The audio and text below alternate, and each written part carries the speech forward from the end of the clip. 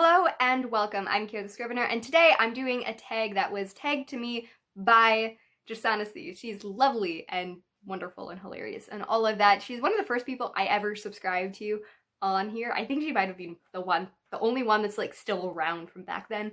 But I love that she's hilarious and well-spoken and also doesn't take herself too serious, and you should totally check her out if you haven't.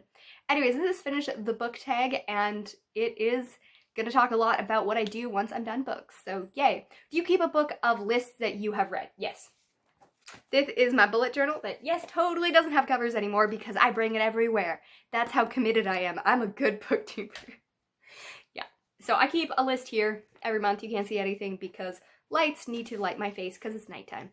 Yeah, those are my lists. I also keep an Excel document with lists that I'm really bad at updating regularly. Of course, I also have Goodreads. I will talk about next in the second one on if you record stats. So yes, I do record stats. I record stats of the books that I've read this year.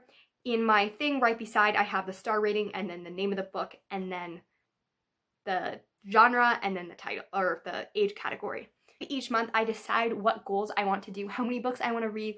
If I want to read fantasy, I'll be like, I want to read 5 fantasy, I want to read. Normally it's like I need to complete my incomplete books because I just keep on starting books and never finishing them. I don't think I ever have under 15 books on my currently reading list. Or like I want to read 2 nonfiction, I want to read some queer rap, I want to read some POC books. I always have like a list of things to complete by the end because I'm a goal-oriented person. Yes, that's how I read 30 books a month, because I have goals. And that makes me feel successful in life. Anyways, in the document I have the book title and then I have the series, if there is a series, and then I have the author's gender, the author's ethnicity, then the main character, not their name, but their race and gender, wow, gender, and then I have page count, I should have wrote these down, page count, way I read them, like audio, physical, all of that. There's a notes thing that has representation, and if I reread it or I own it, which is I never read the books I own. And there's probably a few other things that I keep track of that I'm forgetting as well. Oh, age category and genre as well, I realized. So my 1 star is like an F or a D. It is a book that has problematic, it's not enjoyable, it has issues in it, or I just didn't like it at all. And then my 2 stars are books that are like a C, so 60s for me. The idea that it almost leveled up, but it was missing some aspects. It wasn't perfect. It had some problems maybe, but not like huge ones. And yeah, I probably wouldn't reread it. I might reread it. I would probably read the series though. And then I have 3 stars. This is a B, which in my school meant that everything was completed, everything was done perfectly, but not exceptionally. It didn't go over beyond, but you met the criteria that you needed to meet. And this is what most of my books get, either 2 or 3 stars. This is a book that I thoroughly enjoyed, and there are some of my favorite books that I've rated 3 stars. And then I have 4 stars. This is an exceptional book. It went beyond what was required. It had some themes and expectations and all of that in there. Those are my 4 stars. I absolutely love these. These are most likely, all my 4 stars are pretty much favorites. And then I have 5 stars. This is the idea that you just like wowed. You went so much beyond what you needed to do, and it was amazing, marvelous, all of those fancy words.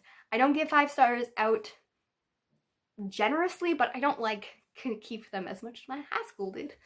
But yeah, I have probably around 40 books out of, I think, 600 books that I rated 5 stars, so not proportionally large. And then I have the next one, which is, do you review books? Yes. Every single book that I have done, that I have read since beginning book 2, has a review on my Goodreads, which is around 400. And then I do have some video reviews. I really need to do this more. There is an great insecurity, which I've been talking about since I started booktube 2 years ago, and I haven't overcome completely. Where do you put books when you finish it? I don't. I felt that's so strange about joining booktube and finding that people have like TBR shelves and finished bookshelves. They're all intermixed. Like this has about half, this has about half. They all pretty much have about half and half. I actually am keeping track of my physical read and not read, and it's literally at the exact, and I have, how do you pick your next book? I just feel like what I want to. It depends. Normally, if I have a thing from the library, like an audiobook, I'll read them in order, or just a book that I really like. And if it's a readathon where I have to read books in order, why? Why'd you make me do this? I'm a mood reader. Then I'll read it in order. Normally, I won't try to. I'll just pick up whatever I want. Normally, I screw my TBR. Have any other rituals for when you finish a book? Yes, I have a very specific thing, and I don't like finishing books when I'm not at home because it's frustrating to me. So first of all, I read it on my books read list, and then I go through and I can say which things it completed because sometimes it completes more than one.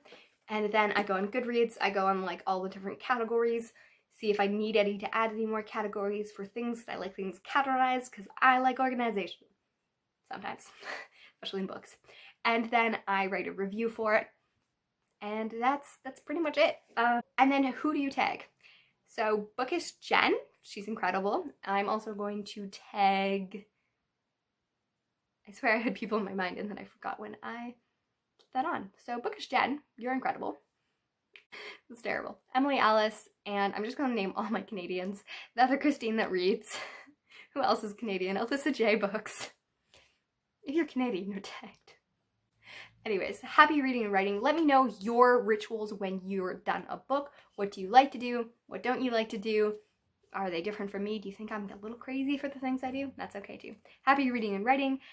Remember to subscribe and comment and like. And you can also find me on social media at Twitter, Goodreads, Instagram. They're all linked below. And I will see you soon.